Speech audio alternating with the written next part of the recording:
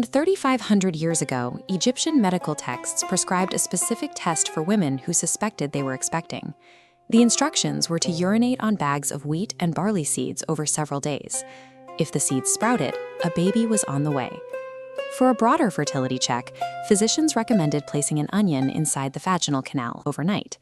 If the woman's breath smelled like onions the next morning, her internal canals were considered open and capable of conception.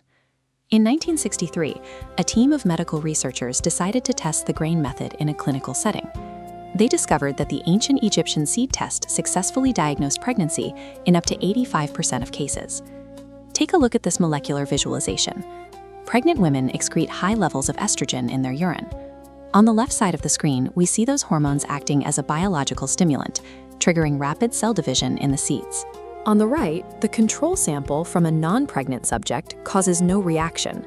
The Egyptians identified a reliable biological reaction through careful observation, creating an effective diagnostic test 3 millennia before the invention of the modern pregnancy strip. A full 1,000 years before the Greek physician Hippocrates was born, Egypt operated a highly organized, state-sponsored medical system. The system was built on the concept of ma'at, or cosmic order.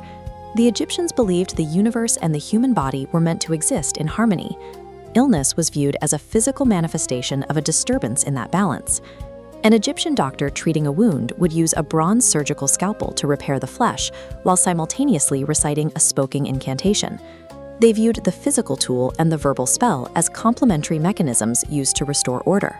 To understand how this system functioned, we must evaluate their practices through this integrated lens, where empirical science and spiritual ritual coexisted. Everything we know about their clinical practice comes from a handful of surviving medical papyri. These scrolls recorded centuries of trial, error, and observation. The Kahun papyrus, dating to 1800 BCE, focused on gynecology and obstetrics. The Ebers papyrus, measuring over 20 meters long, contains more than 700 remedies and recorded documented awareness of tumors. These texts were studied in the House of Life, elite institutions attached to major temples that functioned as medical schools and research centers. Here, a structured hierarchy of medical professionals received their training. When patients suffered from diseases with no visible cause, they were treated by the Wa priests. These healers served the lioness goddess Sekhmet, acting as intermediaries to banish the spiritual entities they believed were attacking the body. For physical ailments, patients saw the Swonu, or physicians, who reported to a chief physician.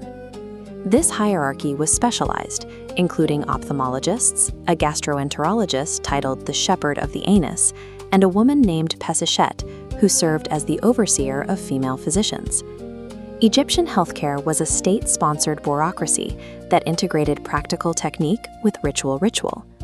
The Edwin Smith Papyrus is a purely rational, practical manual designed for treating severe trauma.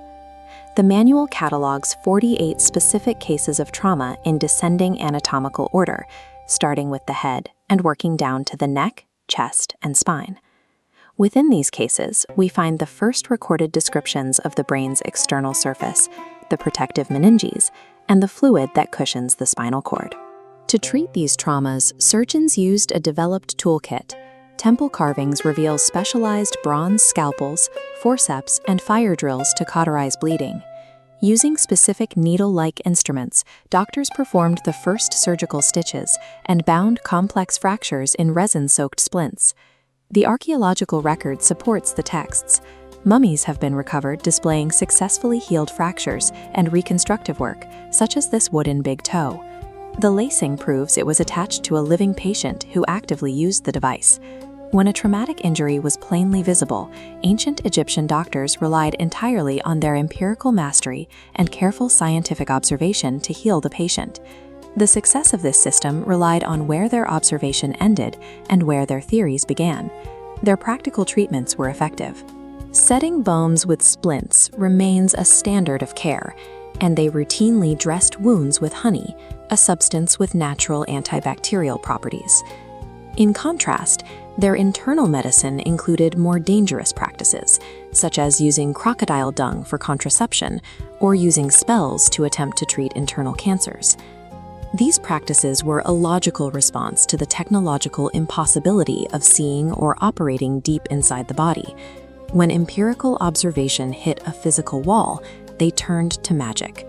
Their medical system was a rational attempt to explain the universe, limited only by the tools available to them. The most enduring contribution of ancient Egyptian medicine is the invention of the clinical methodology. This sequence, examination, diagnosis, prognosis, and treatment, was established in the Edwin Smith Papyrus. The prognosis step required the doctor to objectively judge if an ailment was treatable, contendable, or untreatable before beginning a procedure. This sequence of logical deduction governs the surgical stitches and pharmaceutical trials conducted today. The foundational logic of modern healthcare was drafted on papyrus over 3,500 years ago.